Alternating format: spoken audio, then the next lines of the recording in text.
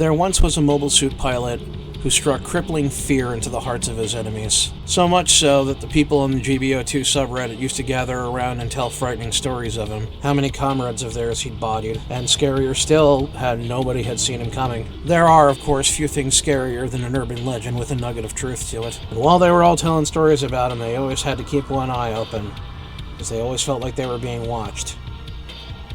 Because they were being watched. GBO2's most infamous skill shot suit. The Gyan. The Gyan is a 400 to 550 point raid suit. It is equally capable of both ground and space combat, and is actually quite good in both. The problem comes in very early. The Gyan is one of the most skill-gated suits in all of GBO2.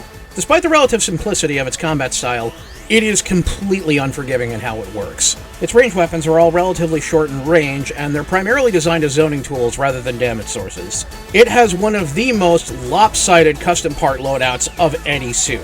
2 long-range slots, 9 medium-range slots, and 17 close-range slots. Even with complex expansion, this makes it almost impossible to do anything but front-load this suit. Thankfully, that does become less of an issue as the Gyan levels up, and by level 4, Complex Expansion 2 opens up a bevy of new options for a Gyan. But at 400 points, where the level 1 boy comes in, you are absolutely shackled by that custom slots count. Stat-wise, the Gyan is pretty damn good. It's very fast, has exceptional mobility, relatively good endurance, decent armor, nothing overwhelming. Its ballistic defense is a little low for tier, but aside from that, it is either satisfactory or good in every stat.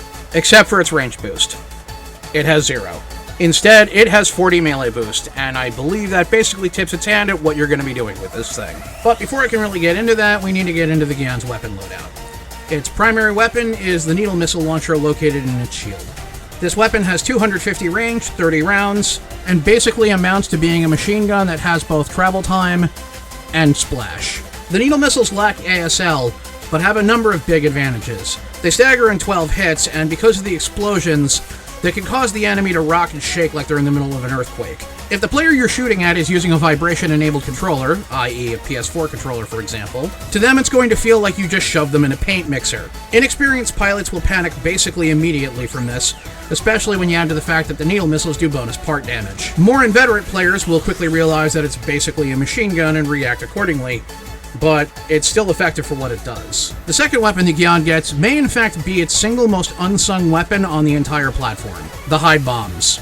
These things do decent damage and stagger on a hit, and have a fairly substantial AoE. Their damage is kind of mediocre, but they fire once every 1.5 seconds, which uniquely makes them one of the only weapons in GBO2 capable of chain staggering from themselves. They can also do it off the accumulation stagger from the needle missiles.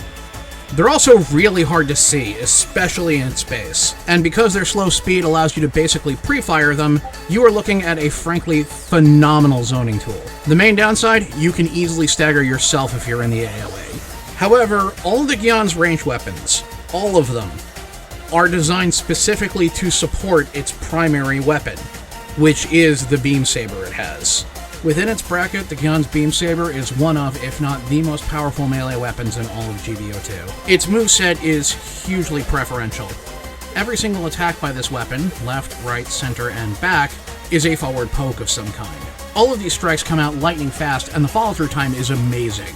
Melee Combo Controller 2 gives it the ability to chain these, and the fact that they're all forward pokes means its single target damage is insane.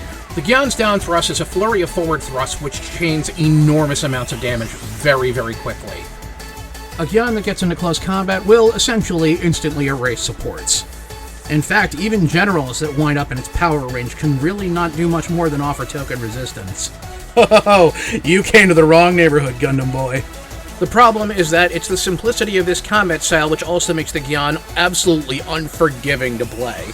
To its credit, it has both Maneuver Armor 2 and Emergency Evasion 2, which really helps it get stuck in. But even with those advantages, this suit will not abide cowards. You have to get stuck in. While the Gyan's ranged weapons are capable of some decent damage output, they are ultimately zoning tools.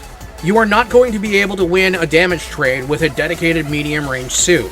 And, equally similarly, you really can't afford to get padlocked. You need to get in where you can bring your heavy melee damage to bear.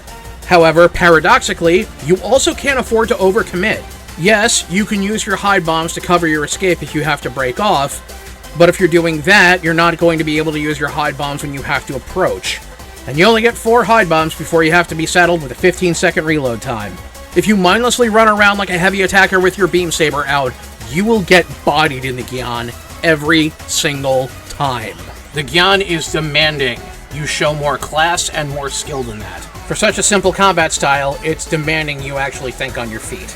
No further discussion of the Gyan's combat style can be made, however, without discussing its shield that is not actually a shield. Unlike other shields in GBO2, the Gyan's missile shield doesn't block anything. It just reduces the damage you take to any hit that hits the shield. You are still incentivized, thus, to keep the shield side towards the enemy. The buffer skill that the Gyan has means that any attack that hits the shield does 15% less damage. Higher levels of the Gyan will take less and less damage from the same angle as the shield, capping at a walloping 35% damage reduction from all hits from that direction at level 4. Because it's not actually a shield, the Gyan's shield can never break either, so you'll never get staggered by losing it. The Gyan's shield is held directly out in front of it when it's readying either the needle missiles or the hide bombs, so remember this when you're about to make a foray into enemy territory. Every little bit of damage reduction helps, after all. The final thing contributing to how hard the Gyan is to use is that it is a very team-dependent suit. If a Gyan main has teammates that are either willing to draw aggro, or help push up the objective, or simply be a massive pain in the enemy's ass in the front line, then the Gyan's gonna have a good time of it. Conversely, if the Gyan is being paired up with a bunch of players who are just refusing to play the objective or refusing to push, the Gyan's gonna do terribly because you can't get stuck in the first place. Ironically, the Gyan is really dangerous in Brawl, because while it doesn't have teammates it can play off anymore, it doesn't have anybody else that can drag it down either. All of this conspires to make the Gyan something of a high-stakes roulette. As a Gyan player, you're going to have to take a lot of stupid risks in order to get where you need to be. However, once you're there and in position, God help whoever's against you. So the big question becomes, where does that leave the Gyan on my tier list? Well, right at the gate, at 400 points, you can safely say it's excellent tier. Its range DPS is completely unspectacular, and it requires a lot of practice to get the most out of. But, like I said, you have the skills to pay the bills, it's going to be able to pay for itself. At this cost, your main threats are going to be medium-range generals like the Gun Cannon Heavy Type D, and long-range generals like the Zuda F. You're also going to have to watch out for variable range raids like the G-Line Assault Armor and the Gelgug Marine. 450, good tier. The Gyan is kind of interesting in that its melee weapon is very strong, so it scales very heavily, but its range weapons are both mediocre and scale very poorly. Each new level of Gyan brings with it more custom part slots and more melee damage.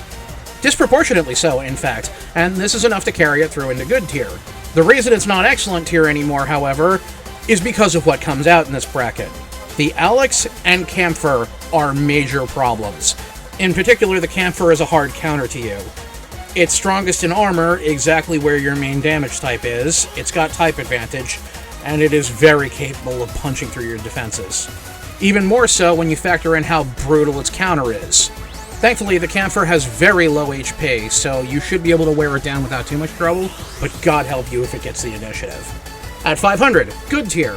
Once again, this is an area where the Gyan could easily be knocked down to okay or even poor tier. And it isn't, because it continues to gain more slots and it continues to gain more melee damage. And it doesn't matter how crappy the range weapons are if they're still doing the job. By this point, with minimal part improvements, you're doing almost 30% more melee damage. Major threats like the Rhia and the Gundam Mark II are starting to show up, but your game plan fundamentally remains unchanged. Between the buffer skill, added HP, and added defense, you are incredibly hard to take down in this bracket, while at the same time still boasting Emergency Evasion 2 and Maneuver Armor 2.